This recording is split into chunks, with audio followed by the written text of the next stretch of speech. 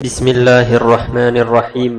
حضرت ابو امامہ رضی اللہ عنہ سے روایت ہے کہ رسول اکرم صلی اللہ علیہ وسلم نے ارشاد فرمایا کہ مومن بندے نے تقوی کی نعمت کے بعد کوئی ایسی بھی بھلائی حاصل نہیں کی جو اس کے حق میں نیک بیوی سے بڑھ کر ہو۔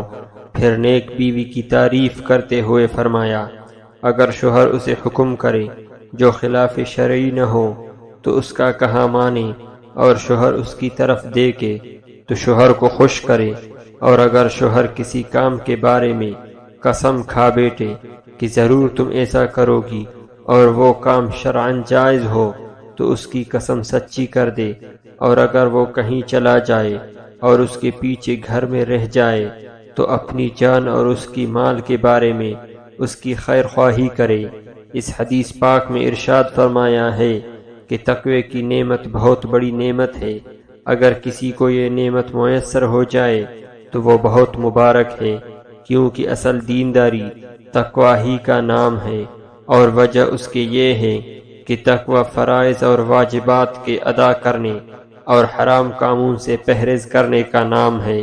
اس صفت کی وجہ سے بندہ خدائے پاک کا محبوب بن جاتا ہے۔ تقوی کے علاوہ اور بھی بے شمار نعمتیں ہیں جن کا درجہ گویا تقوی کی نعمت سے کم ہے، مگر انسان کی زندگی کے لیے وہ بھی بہت ضروری اور انمول ہے۔ ان نعمتوں میں سب سے بڑھ کر کیا ہے؟ سرکار دو عالم صلی اللہ علیہ وسلم نے فرمایا، تقوی کے بعد سب سے بڑی نعمت نیک بیوی ہے۔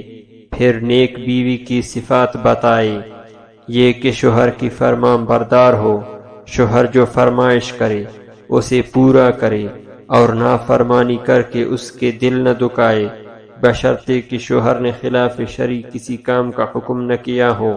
خلاف شرع کاموں میں کسی کی بھی فرمان برداری نہیں، کیونکہ اسے خالق کے مالک کی نافرمانی ہوتی ہے جو احکم الحاکمین ہے۔